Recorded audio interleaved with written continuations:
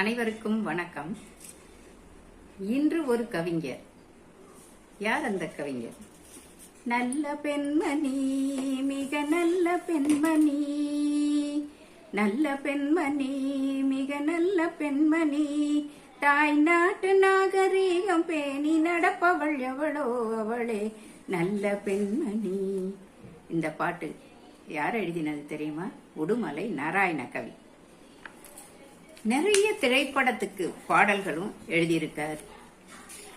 இவருடைய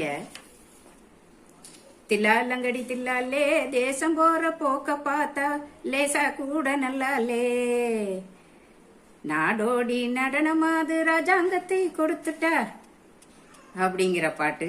இதெல்லாம் மிக பழமையான படங்களில் இடம்பெற்ற பாட்டுகள் தான். இருந்தாலும் இப்ப இருக்கிறவங்களும் இவரை பத்தி தெரிஞ்சுக்கணுங்கிற ஒரு நோக்கத்தோட இந்த கவிஞரை பத்தி இப்பொழுது நான் உங்களுக்கு சொல்ல விரும்புறேன். 1912 இவர் கல்வி பயின்றார். 1914 மகாகவி பாரதியாரோட ஒரு சந்திப்பு ஏற்படுறது. தேசிய இயக்கத்துல ஈடுபடுறார், விடுதலை இயக்கத்துல. 1920 இவருக்கு திருமணம் நடக்குது.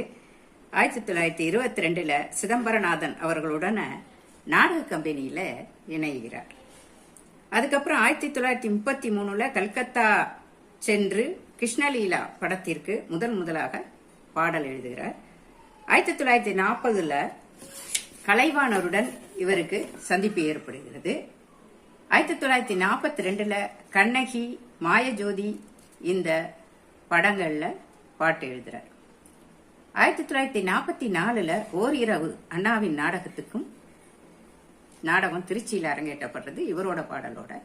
44 தமிழிசை மாநாட்டில கலந்துக்கிறார். 47 கலைஞரோட ராஜகுமாரி படத்துக்கு பாடல்கள் எழுதுறார். 1948 ஈரோட்டில் அண்ணா தலைமையில திராவிடர் கழக சிறப்பு மாநாட்டில் கலந்துக்கிறார்.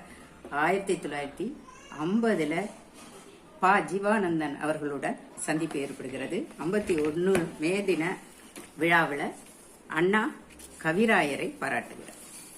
சங்கீத நாடக சங்கத்தின் சிறந்த பாடலாசிரியர் விருதினை 1967 பெறுகிறார். தமிழ்நாடு ஏலிசை நாடக மன்றம் இவருக்கு கலைமாமணி விருதும் வழங்குது. 1971 கவிஞருக்கு பொன்னாடை போர்த்துகிறார். 72 திரையுலகம் விடுத்து அவருடைய சொந்த ஊர் பூலவாடிக்கே வந்துடுறார். 1980 உடுமலை முத்தமிழ்ச் சங்கம் பாராட்டு விழா நடத்துகிறது. கவிராயர் 1981 இறைவனடி சேருகிறார்.